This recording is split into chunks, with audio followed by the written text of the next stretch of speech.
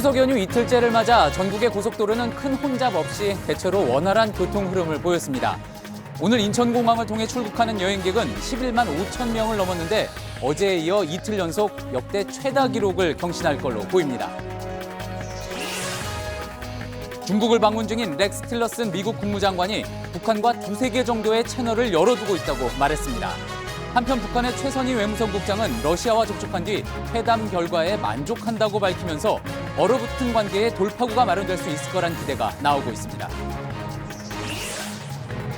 이명박 정부 당시 국군 사이버사령부가 청와대에 직접 댓글 작업과 SNS 동향 보고를 460여 차례 보낸 사실이 국방부 자체 조사 결과 드러났습니다. 박근혜 정부 당시 사이버사 댓글 수사 과정에서 일부 증거와 증언을 은폐한 정황도 발견됐습니다. 연휴 동안 집을 비우고 장기 여행을 떠나는 가정이 늘면서 반려견들의 운명도 엇갈리고 있습니다. 한쪽에선 애견 호텔 예약이 꽉 차고 있지만 다른 한쪽에선 버림받는 반려견에 대한 우려가 커지고 있습니다. 스페인 카탈루냐 지역의 분리독립 주민투표가 현지 시간으로 오전 9시, 우리 시간으로 4시간 전 시작됐습니다. 독립을 찬성하는 시위대와 투표 자체를 막으려는 경찰의 충돌이 잇따르고 있는데 스페인 카탈루냐의 앞날을 오늘 이슈 체크에서 짚어봅니다. JTBC 뉴스룸 지금 시작합니다. 수소, 우주의 75%. 그 무한한 수소로 자동차를 달리게 하다. 현대자동차. 추석 연휴 이틀째를 맞아 오늘도 공항은 해외 여행객들로 북적였습니다. 인천공항은 문을 연 이후 가장 많은 출국객이 몰리면서 이틀 연속 최다 기록을 갈아치우게 됐습니다. 반면 고속도로는 어제보다도 차가 줄어서 소통이 대체로 원활했습니다. 오늘 공항과 고속도로의 모습을 송광균 기자가 전합니다. 인천국제공항 주차장입니다. 오후 2시가 조금 지났는데요. 이미 주차장은 가득 찼고 이 길가에까지 차를 세워놨습니다. 공항 공사는요, 이번 긴 연휴를 앞두고 차 7,000대 넘게 세울 수 있는 임시공간 주차장을 확대했는데요. 그마저도 가득 찬 상태라고 합니다. 따라서 이 반대쪽에 보이는 공항 철도나 공항 버스 같은 대중교통을 이용하라는 게 공사 측의 설명입니다. 출국장도 붐볐습니다. 오전 7시부터 9시까지 시간당 10,000명 넘게 탑승 수속을 밟았고 행렬은 오후에도 이어졌습니다. 긴 대기 시간을 피해 스마트폰 앱이나 무인 발권기 등으로 수속을 마치는 사람들도 늘었습니다. 이곳에서 자신의 좌석까지 확정하면 바로 저 뒤쪽에 짐만 맡기면 되기 때문에 출국에 걸리는 시간을 줄일 수가 있습니다. 오늘 예상되는 여행객은 11만 5천여 명입니다. 어제 11만 4천여 명에 이어 이틀 연속 최다 기록 경신을 앞두고 있습니다.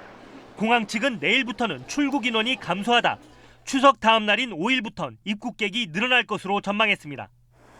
반면 고속도로는 다소 한산한 모습이었습니다. 한국도로공사는 어제보다 31만 대 줄어든 378만 대가 고속도로를 이용할 것으로 내다봤습니다. 명절 때마다 귀성객 발길이 이어지는 경부고속도로 하행선 안성휴게소도 평소와 비슷한 모습을 보였습니다. 현재 시간을 기준으로 서울에서 부산까지 4시간 30분, 대전까지는 1시간 40분, 광주까지 3시간 10분, 목포까지 3시간 40분이 걸릴 것으로 예상됩니다. JTBC 손광균입니다. 오늘 밤이나 내일 떠나시는 분들도 많을 텐데 지금 경남 일부를 제외한 전국 대부분 지역에 비가 오고 있습니다. 바람도 강해서 제주 등에선 항공편이 지연됐습니다. 배 타고 고향 가시는 분들은 결항 여부 확인하셔야겠습니다. 조민중 기자입니다. 항공편이 지연됐다는 표시가 잇따라 뜹니다. 오늘 제주에 강풍주의보가 발효되면서 항공기 70여 편의 출발 또는 도착이 지연됐습니다. 흑산도와 홍도에도 강풍경보가 발령됐습니다. 오늘 오후에는 제주 앞바다와 남해에 풍랑주의보가 발효됐고 내일 새벽에는 동해에도 풍랑특보가 발효될 예정입니다. 배편을 이용해 고향 가는 귀성객들은 미리 결항 여부를 확인해야 합니다. 강풍은 내일까지 강하게 불다가 모레 오전부터 서서히 약해지겠습니다. 현재 전국적으로 내리고 있는 비는 내일 오후에 그치겠습니다. 오늘 흑산도엔 30mm, 제주엔 20mm를 넘는 비가 내리는 등 남부지방에 비교적 많은 비가 내렸습니다. 내일까지 강원 영동과 남부지방엔 20에서 70mm, 강원 영서와 충청도에는 10에서 50mm의 비가 내리겠습니다. 특히 남해안과 제주도에는 시간당 30mm 이상 강한 비가 내리는 곳도 있겠습니다. 화요일부터는 맑은 날씨가 이어지다가 금요일에 다시 전국적으로 비가 내리겠습니다. 추석 당일에는 맑아 전국적으로 보름달을 볼 수 있을 것으로 전망됩니다. JTBC 조민중입니다. 불과 며칠 전까지만 해도 선전포고, 군사대응 같은 말들이 이 북미 관계를 설명해주는 단어였습니다. 하지만 어제 하루 새 상황 변화를 시사하는 발언이 이어졌습니다. 먼저 렉스 틸러슨 미국 국무장관은 북한과 대화 채널을 두세 개 유지하고 있다 이렇게 이야기를 했고, 또 같은 날 러시아와 접촉한 북한 고위 당국자도 대화에 만족한다는 긍정적인 발언을 내놨습니다. 최근 들어 혈맹이라는 중국마저 공공연히 비난해왔던 북한이 오랜만에 부정적이지 않은 메시지를 낸 겁니다. 하지만 낙관하기는 아직 이르지만 극단적인 위기 상황이 대화 모드로 바뀔 전환점이 될 수 있다는 분석도 그래서 나오고 있습니다. 먼저 베이징에서 신경진 특파원입니다. 북한을 살피고 있으니 지켜봐달라. 우리는 북한에 대화를 하고 싶은가라고 묻는다. 북한과 소통 라인을 갖고 있다. 블랙아웃 같은 암담한 상황은 아니다. 평양과 두세 개 채널을 열어놓고 있다. 중국을 거치지 않는 자체 채널이다. 어제 베이징을 방문한 렉스 틸러슨 미 국무장관이 출국에 앞서 수행기자에게 북미 접촉 사실을 인정했습니다. 로켓맨, 불망난이라며 말폭탄을 주고받던 것과 크게 달라진 모습입니다. 하지만 헤더 노어트 미 국무부 대변인은 본인의 트위터에 미국이 북한과 여러 대화 채널을 갖고 있지만 북한은 비핵화에 어떤 사인도 보내지 않고 있다며 여지를 뒀습니다. 이런 가운데 시진핑 주석은 틸러슨 장관을 만났습니다. 그는 트럼프 대통령의 11월 방중이 성공적이고 특별한 방문이 될 것이라고 다짐하면서 미중 간 북핵, 무역 분쟁 등 현안이 조율될 것임을 암시했습니다.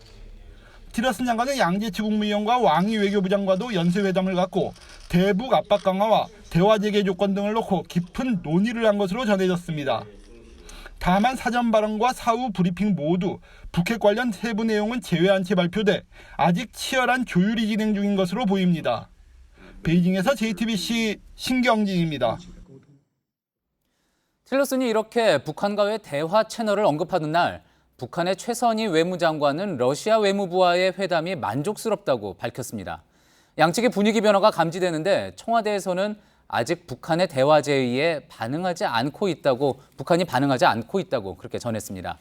북한과의 대화 가능성은 이전보다 확실히 커졌지만 아직 낙관할 단계는 아니라는 정도의 해석이 됩니다. 박현주 기자입니다. 최선희 북한 외무성 북미국장은 모스크바에서 러시아 외무부와 회담을 마치고 귀국하면서 회담 결과에 만족한다고 말했습니다. 조선중앙통신도 이번 회담에서 한반도 정세 등에 대한 심도 있는 의견 교환을 했다고 밝혔습니다. 틸러슨 미국 국무장관이 중국을 통하지 않은 북미 대화 채널이 있다고 밝힌 데 이어 북한도 러시아와 접촉하며 북미 관계를 긴밀하게 논의한 겁니다. 북한은 아직까지 틸러슨의 대화 채널 유지 발언을 시인도 부인도 하지 않고 있습니다. 이에 대해 청와대는 한미 양국이 북한과의 대화 채널을 유지하기 위해서 긴밀하게 협의 중이라며 틸러슨의 발언에 힘을 실었습니다. 그러면서 미북, 남북 등 양자 대화와 다자 대화를 포함해 여러 방식이 병행돼 추진될 수 있을 것이라고 밝혔습니다. 다만 청와대 고위 관계자는 아직까지 북한이 진지한 대화에 관해 관심을 보이지는 않고 있다고 밝혔습니다. JTBC 박현주입니다. 어제 군 기무사가 자체 조사를 통해 이명박 정부 당시 정치 댓글 공작 의혹이 사실이라고 인정했다는 보도 전해드렸죠. 이번에는 국방부가 역시 자체 조사 결과 국군 사이버 사령부의 댓글 공작 사실을 밝혔습니다. 특히 관련 보고서를 청와대에 직접 보냈다고도 확인했는데 먼저 신혜원 기자의 보도 보시고 앞으로 조사 방향에 대해 취재 기자와 더 짚어보겠습니다. 국방부 사이버사 댓글 사건 재조사 TF는 정치 댓글 공작 의혹을 받고 있는 사이버사 심리전단이 청와대로 462건의 보고서를 보낸 사실을 확인했습니다. 심리전단의 군 통신망을 복원한 결과 2011년 1월부터 2012년 11월까지 심리전단의 보고서가 청와대 국방비서관실, 경호상황실, 국가위기상황센터로 직접 발송됐다는 겁니다. 발송된 보고서는 대부분 일일 국내외 사이버 동향 보고서로 이른바 좌파 연예인으로 분류한 유명인들의 SNS 게시물이나 4.27 재보궐 선거 관련 동향, 광우병 촛불 시위 관련 내용 등이 포함돼 있었습니다. 특히 보고서 가운데 한 건은 댓글 결과 보고서로 사이버사 대응으로 댓글의 비율이 바뀌었다는 취지의 내용이 담긴 것으로 알려졌습니다. 앞서 전 사이버사령부 심리전단 부의사관 김기현 씨는 대통령 관련 여론을 우호적으로 만들기 위해 사실상의 여론 조작을 해왔다고 밝힌 바 있습니다. 대통령 비난 90%, 대통령 찬성 10%. 예. 그럼 이제 밤새 또 우리 의원들이 작견하면은 대통령 찬성 예. 70%, 반대 30%. 예. 이게 긍정, 부정 이렇게 하는 거죠. 예. 제조사 TF는 또 심리전단 요원들에게만 지급된 이른바 댓글 수당이 국정원에서 조정 승인 감사하는 예산으로 확인됐다고 밝혔습니다. 댓글 수당은 댓글을 단 횟수 등에 따라 다르게 책정됐지만 전체적으로 2010년 3만 원, 2011년 5만 원에서 총선과 대선이 있던 2012년에는 25만 원으로 크게 늘어난 것으로 파악됐습니다. JTBC 신혜원입니다. 예, 국방부 출입하고 있는 정치부 유선희 기자와 한 걸음 더 들어가서 이 내용 짚어보도록 하겠습니다. 유선희 기자, 그러니까 오늘 국방부가 발표한 내용은 군에서 쓰고 있는 통신망을 복원을 해봤더니 청와대로 보낸 보고서가 있었다, 이런 내용인 거죠? 그렇습니다. KGIX라는 군의 작전망인데요. 예. 우리가 흔히 생각하는 국방부의 인트라넷과는 내용이 다릅니다. 예. 그러니까 비밀을 주고받을 수 있는 그런 체계이고요. 예. 전시에 합참이 작전을 지시를 하거나 아니면 통제를 할 수 있는 이른바 실전용 군 작전망입니다. 일반적으로 직원들이 그냥 글을 올리는 인트라넷 정도가 아니라, 그러니까 굉장히 전시에 사용되는 중요한 망이라는 건데, 자, 그 망을 통해서 청와대에 보고한 게 뭐 연예인이나 뭐 SNS 동향, 댓글 결과 보고서 뭐 이러는 거였다는 이야기잖아요. 그렇습니다. 과연 청와대가 군군 사이버 사령부를 만들면서 기대한 것이 어떤 것이었느냐, 이런 것을 짐작해 해주는 대목인데요. 예. 북한에 대한 심리전, 이것이 사이버 사령부의 원래 목적이었지만 전혀 무관한 내용이 나왔습니다.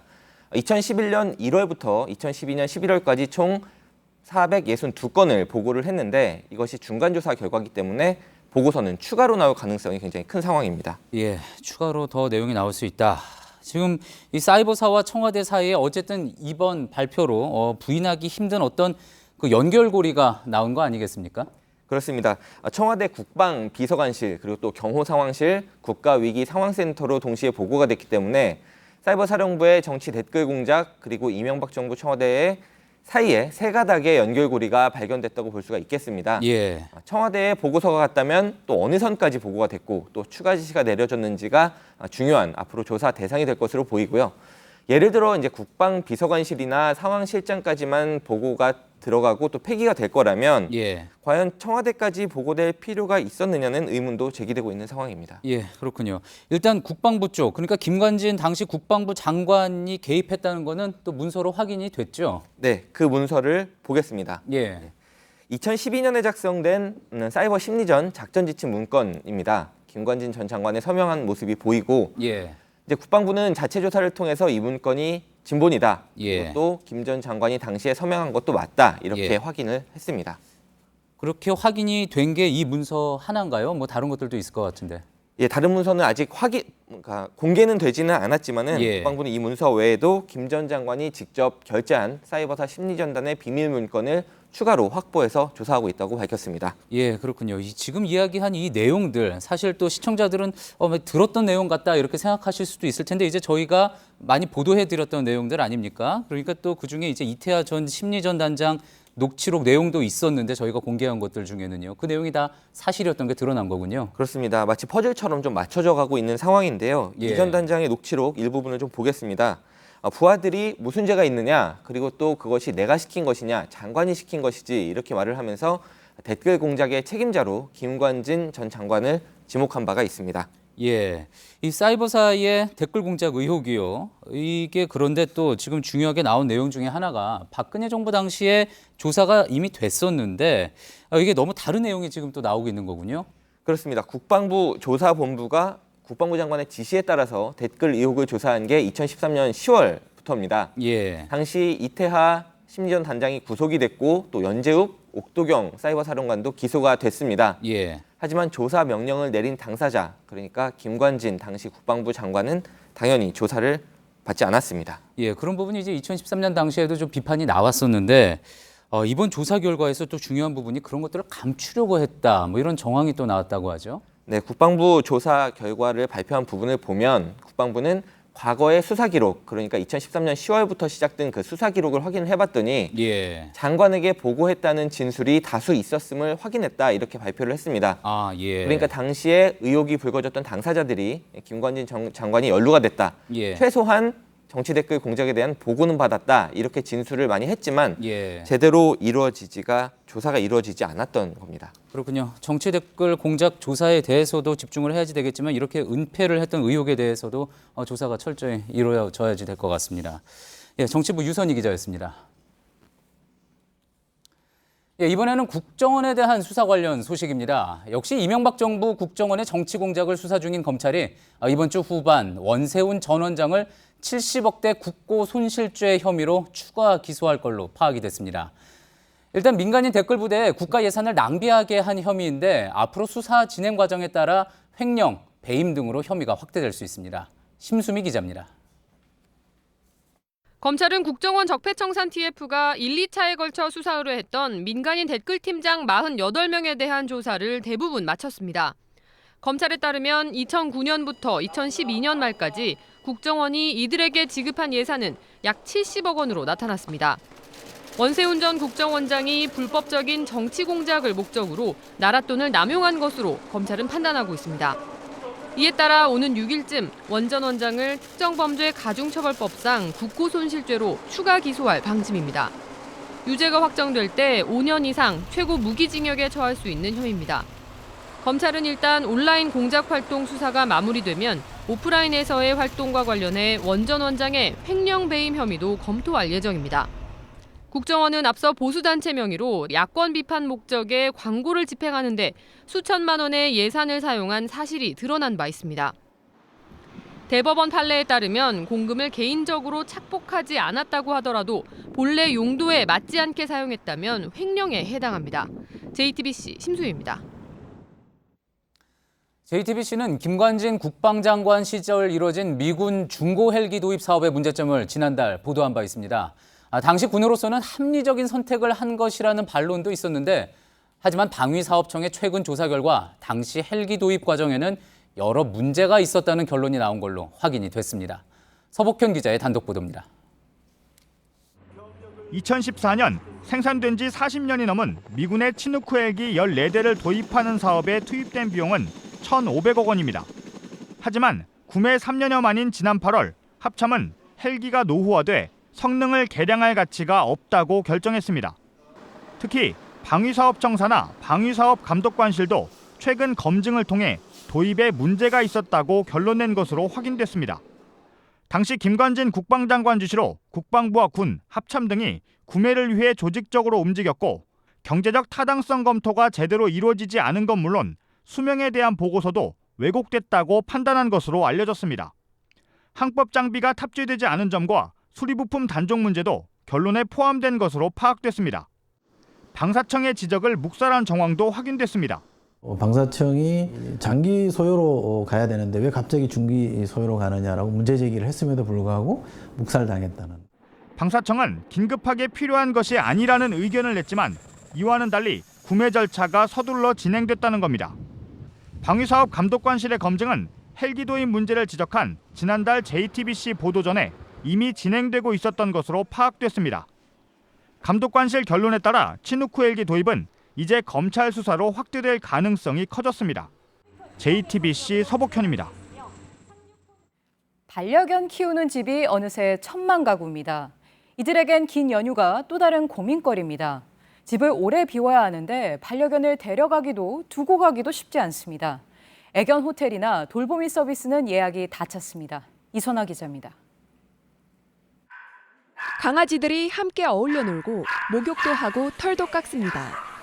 추석 명절에 애견 호텔에서 같이 지낼 반려견들입니다. 열흘 정도 베트남을 가게 됐어요. 어디를 간다고 하더라도 사실 강아지랑 같이 갈 수 있는 시설들이 거의 없기 때문에 긴 연휴를 맞아 애견 호텔들은 일찌감치 예약이 꽉 찼습니다. 정직원 선생님들 외에도 추가적으로 일용직 선생님들 2분에서 3분 정도 고용해서 1대1로 반려견을 돌봐주는 이른바 펫시터를 찾는 사람도 많습니다. 견종에 따라 대체로 하루 2만 원에서 5만 원의 돈이 들지만 연휴 내내 예약이 꽉 찰 정도입니다. 대부분의 강아지들이 현대인 직장인들과 같이 살다 보니까 분리불안 증세가 좀 있어요. 그래서 사람이 옆에 없으면 불안해하니까. 올해 추석 연휴가 유달리 길어지면서 반려견을 돌보는 것도 쉽지 않게 됐습니다. JTBC 이선아입니다. 네, 그런데 주인에게 버림받는 반려견들도 있습니다. 명절이나 휴가철엔 유기견이 늘어서 이번 연휴에도 비슷한 일이 반복되지 않을까 우려됩니다. 벌써부터 일부 유기견 센터엔 버려진 애완견들이 들어온다고 합니다. 강혜영 기자입니다. 맑았던 눈은 흐려졌고 얼굴 곳곳엔 종양의 흔적이 남아 있습니다. 올해 15살이 된 샘은 사람 나이로 치면 80살 노견입니다. 지난 1월 설 연휴를 앞두고 이곳에 맡겨진 뒤 아직 새로운 주인을 만나지 못했습니다. 이곳에서 보호받고 있는 유기견은 모두 40마리가 넘습니다. 잠깐이면 된다던 주인은 나타나지 않았고 유기견들은 기약 없는 기다림을 이어가고 있습니다. 요양보호소엔 명절이나 휴가철이 되면 동물을 맡겨놓고 찾아가지 않는 사례가 빈번하게 발생합니다. 실제 지난해 구조된 유기동물 8만 9천 마리 가운데 20%가량이 여름 휴가철인 7월에서 8월에 버려졌습니다. 이번 추석처럼 많이 쉬는 지난 5월 황금 연휴 때도 반려동물 2,120마리가 유기됐습니다. 오랜 시간 집을 비우면서 반려동물을 키우기 어려워지자 아예 유기를 선택하는 경우가 늘기 때문입니다. 7월 말부터 이제 8월 초 중순쯤에 많이 와요. 하루에 한 30마리 올 때도 있어요. 마지막에 못 키워지는 상황이 도래되면 그때 이제 책임감을 가져야 되는 게 제일 중요하다고 봅니다. 열흘 동안 이어지는 황금 추석 연휴에 애완견들의 운명은 극명하게 엇갈리고 있습니다. JTBC 강희연입니다.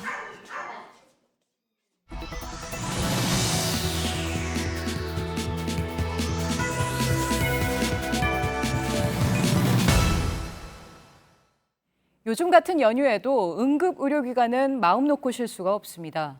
응급처치에 따라 생사가 갈리기 때문입니다.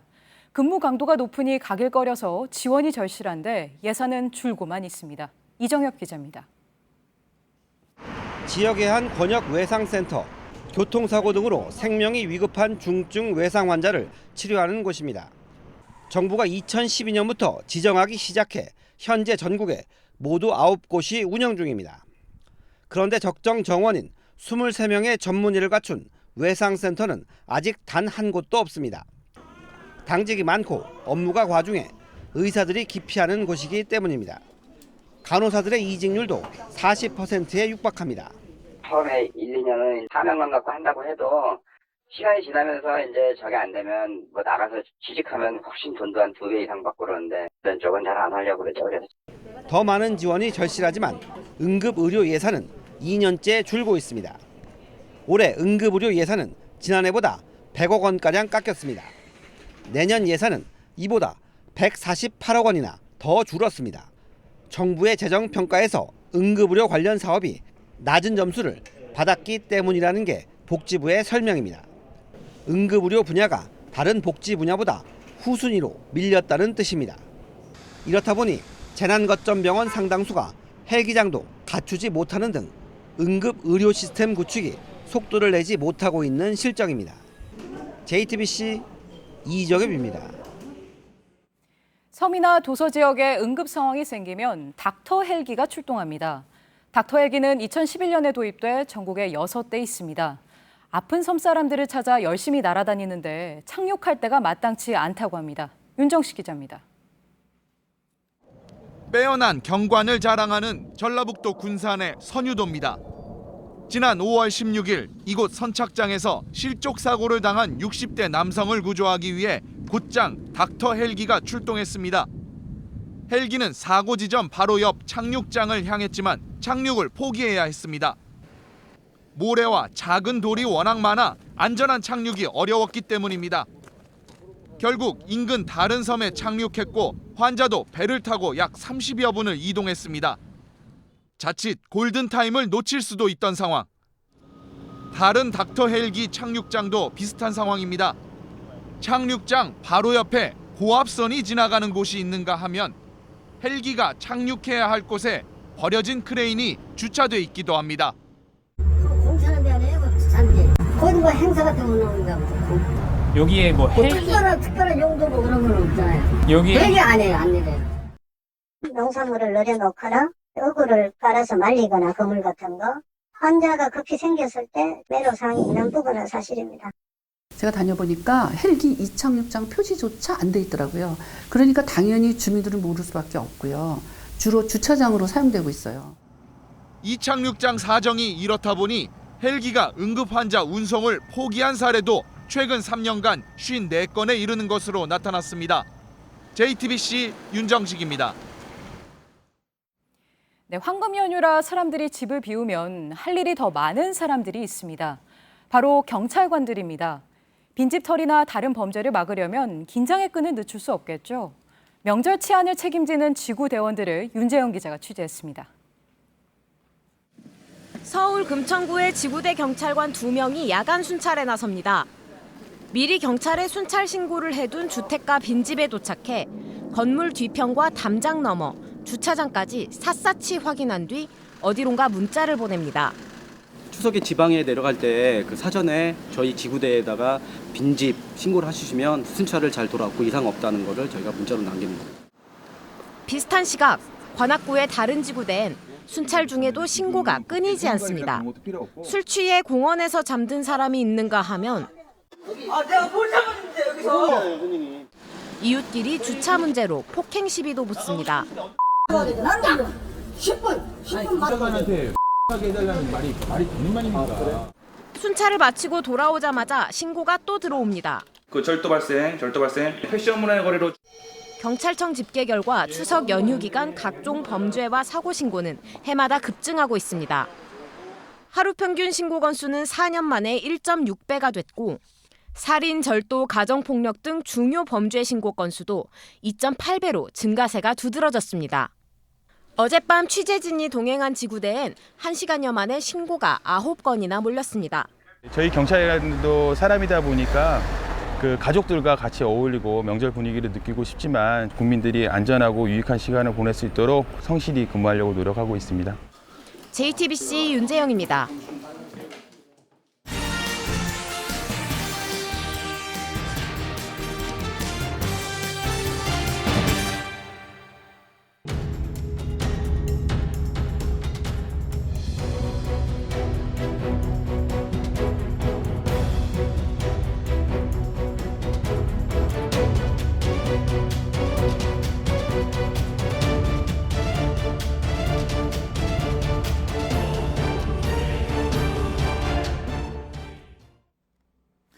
예, 황영조 선수가 올림픽 마라톤에서 이렇게 우승을 거머쥔 문주의 건덕 기억하시죠?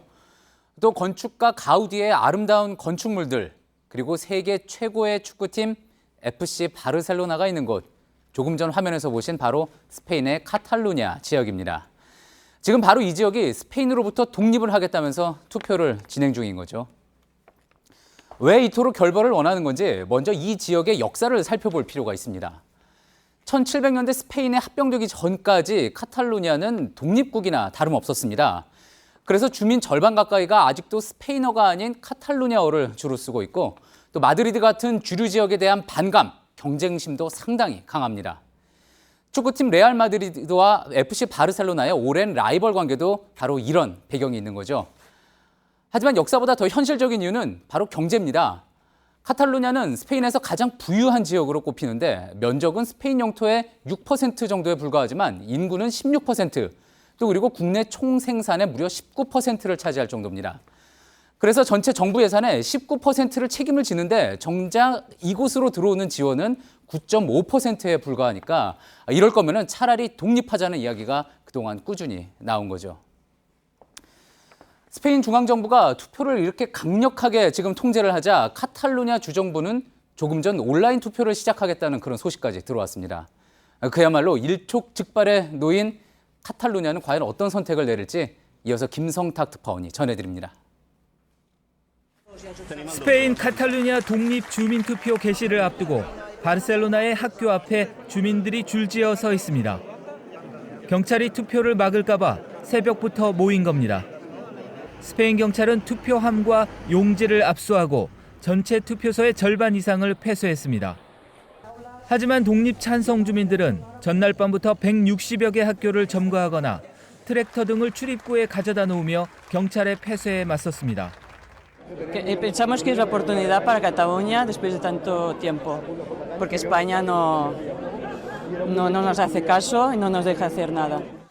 카탈루냐 주 정부는 당초 지정된 투표소를 이용하도록 했던 방침을 바꿔 아무 학교에서나 투표해도 되고 본인이 출력한 용지도 인정한다고 발표했습니다. 스페인 경찰은 이날 투표를 불법으로 규정하고 바르셀로나 항구를 통해 경찰 수천 명을 급파했습니다. 일부 지역에선 경찰이 주민들을 향해 고무탄을 발사하고 투표소에 주민들을 끌어내면서 충돌이 빚어졌습니다. 스페인 외무장관은 일부 가짜 투표가 실시될 순 있겠지만 투개표 시스템이 완전히 해체됐고 투표로서의 확실성이 없는 만큼 효력이 없을 것이라고 말했습니다. 주영 스페인 대사는 일종의 쿠데타라고까지 표현했습니다. 카탈루냐 푸지데몬 자치정부 수반은 투표가 끝나면 48시간 이내에 독립을 선포하겠다고 예고했지만 헌법재판소도 이미 효력 없음을 밝힌 바 있어 논란이 될 전망입니다. 영국의 스코틀랜드, 벨기에 북부 플랑드르 지방 등 분리 요구가 나오는 지역들이 많아 유럽 국가들은 이번 투표에 촉각을 곤두세우고 있습니다. 런던에서 JTBC 김성탁입니다. 한일 위안부 합의에 따라 만든 화해치유재단이 출범 1년을 넘겼습니다. 그런데 논란은 거셉니다. 재단이 위안부 피해자들에게 일방적으로 현금을 전했다는 의혹을 정부가 조사 중인데 아직 결론이 나오지 않고 있습니다. 피해 할머니들은 재단 해산을 요구하고 있습니다. 윤세민아 기자입니다. 지난달 13일 1300번째 수요 집회에 참석한 위안부 피해자 길원욱, 김복동 할머니가 청와대로 향합니다. 한일 위안부 합의를 폐기하고 일본 정부가 출연한 109억 원을 돌려주라는 요구안을 전달하기 위해서입니다. 요구안엔 화해치유재단을 해산하라는 내용도 담겼습니다. 피해자에 대한 폭력적인 위로금 지급을 강행한 화해치유재단을 해산하고 10억엔을 반환하라! 반환하라! 반환하라!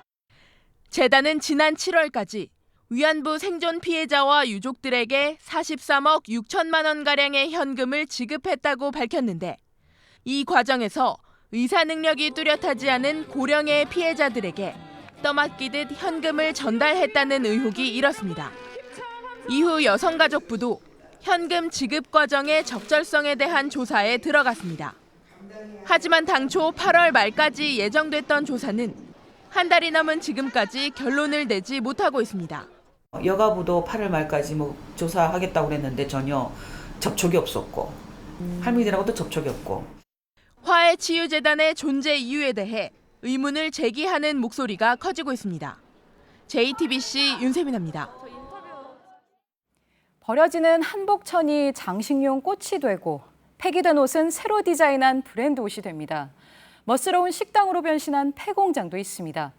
이렇게 버려지는 것들에 새로운 가치를 부여하는 재활용의 세계는 무궁무진합니다. 전다빈 기자입니다. 올해 63살이 된 이영희 씨는 요즘 새 일자리를 얻어서 제2의 인생을 시작했습니다. 이 씨의 일터는 자투리 한복천이나 폐 현수막 등을 이용해 장식품이나 가방 등을 만드는 노인 재활용 공방입니다. 가치가 달라지잖아요. 그죠? 가치가 우리로 인해서 또 부여되고 또 얘들로 인해서 나의 인생에 또 가치가 또 달라지고 또 큰 의미가 또 부여되고 그런 것 같아요. 재활용품에 가치를 더하는 것이 인기를 끌면서 패션 기업들도 속속 관련 제품과 브랜드를 내놓는 중입니다. 아디다스는 해양 플라스틱 폐기물로 러닝화를 만들었고 코오롱 FNC는 폐기되는 옷들을 활용해 디자인한 의류 브랜드를 운영하고 있습니다. 폐 공장이나 창고를 식당이나 문화 공간으로 변화시키는 공간 재활용도 인기입니다. 성수동에 있는 이 식당 겸 카페는 50년 된 재봉 공장을 고친 흔적이 곳곳에 남아 있습니다. 높은 천장과 철제문 등은 오히려 이 집만의 특색으로 자리 잡았습니다. 그냥 일반적인 레스토랑을 갔을 때 느낌이랑 좀 다르고 그런 이색적인 공간들이어서 다음에도 또 올 것 같아요. 지자체도 재활용 산업을 하나의 유망 산업으로 보고 지원을 위해 적극 팔을 걷어붙였습니다. 서울시는 지난 9월 5일부터 재활용 플라자를 운영하고 있으며 경기도도 2019년 3월에 업사이클 플라자 개관을 계획 중입니다. JTBC 전다빈입니다. 강원도 화천에선 들깨가 소독작물로 떠올랐습니다. 화천산 들깨로 만든 들기름이 미국 FDA의 인증을 받은 겁니다.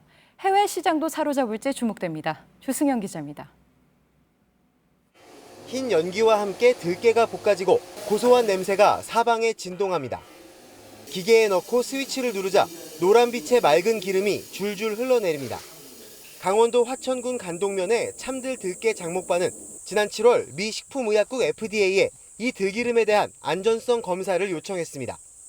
최근 들깨에 다량 함유된 오메가3 등 불포화 지방산의 효능에 해외에서도 관심이 높아지고 있습니다. 하지만 세계 소비량의 99.9%가 국내에서 이뤄지는 낯선 식품을 외국인에게 팔려면 FDA 인증이란 안전장치가 필요하다고 판단한 겁니다. 검사 결과 잔류 농약은 전혀 나오지 않았고 금속류도 검출되지 않거나 한계치 이하로 나와 인증을 획득했습니다. 들깨 가공식품으로 FDA 인증을 받은 건 국내 최초입니다. 함께 요청한 생들기름과 참기름도 인증을 받았습니다. 영양적, 아까도 말씀드렸지만 오메가3가 많이 함유되어 있으니까 일본이나 이런 동남아 쪽도 어떤 진출 계획에 있습니다. 화천군은 들깨 해외 시장이란 블루오션을 개척할 수 있도록 시설 개선 등을 적극적으로 지원하겠다고 밝혔습니다. JTBC 조승현입니다. 어제 저녁 7시쯤 세계 불꽃 축제를 보려고 노량진 수산시장 건물 옥상에 올라간 여자아이 2명이 떨어져 크게 다쳤습니다. 경찰은 아이들이 밟고 있던 환기구 덮개가 깨지면서 사고가 난 것으로 보고 있습니다. 서울 구로구의 한 어린이집에서 보육교사가 6살 여자 원생의 옷을 벗기고 학대했다는 신고가 접수돼 경찰이 수사에 나섰습니다. 이 보육교사는 원생들이 보는 앞에서 아이를 발가벗기고 서 있게 한 혐의를 받았는데 교사는 아이가 자신의 옷 속에 손을 넣는 버릇이 있어 고쳐주려 했다고 주장했습니다. 2015년 기준으로 우리 국민 1명이 의사 진료를 받은 횟수는 연간 16번으로 OECD 회원국 중 가장 많다고 보건복지부가 밝혔습니다. 환자 1인당 평균 입원 일수도 연간 16일로 OECD 평균보다 2배나 길었습니다. 지난달 우리나라 수출이 사상 최대치를 경신했습니다. 산업통상자원부에 따르면 9월 수출액은 지난해 같은 달보다 35% 늘어난 551억 3천만 달러로 통계가 집계된 이래 월간 수출액으론 가장 많습니다. 프로야구가 그야말로 막판까지 선두 경쟁이 아주 뜨겁습니다.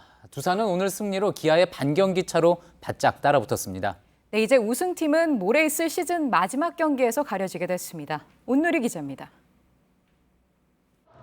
1회 초 박건우가 친 공이 왼쪽 담장을 넘어갑니다. 시즌 20번째 홈런을 친 박건우는 두산 선수로는 처음으로 20홈런 20도루의 기록을 세웠습니다. 박건우가 일찌감치 축포를 터뜨린 뒤엔 오재원이 공수에서 활약했습니다. 4회 초 적시타로 2점을 추가한 오재원은 타석에 들어서는 족족 안타를 때리며 4타수 4안타 2타점을 기록했습니다. 6회 말엔 연이은 호수비까지 펼쳐 팀의 승리를 지켜냈습니다. 두산이 한화를 6대4로 이기고 최근 10경기 8승 2패 파죽지세를 이어갔습니다. 기아는 7회에만 12점을 내주는 등 졸전 끝에 KT에 2대20으로 대패하면서 2위 두산과 격차가 반경기로 좁혀졌습니다. 앞으로 KT와 2경기를 남겨둔 기아는 남은 경기에서 모두 이겨야 자력 우승이 가능합니다. 만일 기아가 KT에 1승 1패를 하고 두산이 마지막 날 SK에 승리하면 두산이 우승을 차지합니다. 기아가 끝까지 선두를 지킬지 두산이 대역전극을 펼칠지 정규리그 우승의 주인공은 모레 시즌 마지막 경기에서 결정됩니다. JTBC 온누리입니다. 내일부터 목요일까지는 JTBC 정치부 회의에 이상복 부장과 임소라 기자가 뉴스룸을 진행합니다. 연휴에도 뉴스룸은 최선을 다하겠습니다. 시청해주신 여러분 고맙습니다.